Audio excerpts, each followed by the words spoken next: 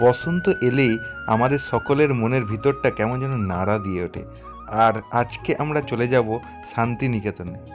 না, শান্তিনিকেতনে এটা না, এটা হলো আমাদের সকলের প্রাণের শহর বিষ্ণুপুর। শান্তিনিকেতনের আদলেই এখানে প্রতি বৎসরের নেই এবছরও বসন্ত উৎসবের আয়োজন করা হয়েছিল। বিষ্ণুপুরের এমন কোনো মানুষ ছিল না যে এই বিষ্ণুপুরের পোড়ামাটির হাটে হাজির হয়নি। ৮ থেকে ৮০ সবাই সুন্দর করে সেজেগুজে এখানে উপস্থিত হয়েছিল একসাথে হোলি খেলার জন্য এবং আনন্দ উপভোগ করে নেওয়ার জন্য। বিশ্বাস করুন, এত সুন্দর আয়োজন করেছিল যে আপনার এই পোড়ামাটির হাট ছেড়ে আর কোথাও হোলি খেলা দেখতে যেতে হবে না।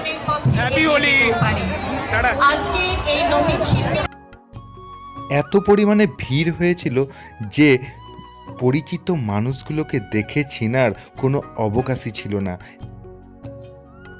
চারিদিকে গাছপালা আর বিষ্ণুপুরের মন্দির এবং চারিদিকে রঙিনভাবে এমন সাজিয়েছিল, একটা যেন জমজমাট পরিবেশ তৈরি হয়েছিল। কেউ কেউ তার পরিবার, আবার কেউ কেউ বন্ধুবান্ধব এবং কেউ কেউ তার কাছের মানুষটির সাথে আজকের দিনটিকে নেচে গেয়ে উপভোগ করে নিল। একটা কথা বলতে পারি, আপনারা যদি কখনো এই হোলি উৎসবের দিনে এই পোড়ামাটির হাটে আসেন, তবে আমাদের এই ছোট্ট শহরটার, এই প্রাণের শহরটার প্রেমে পড়তে বাধ্য হবেন।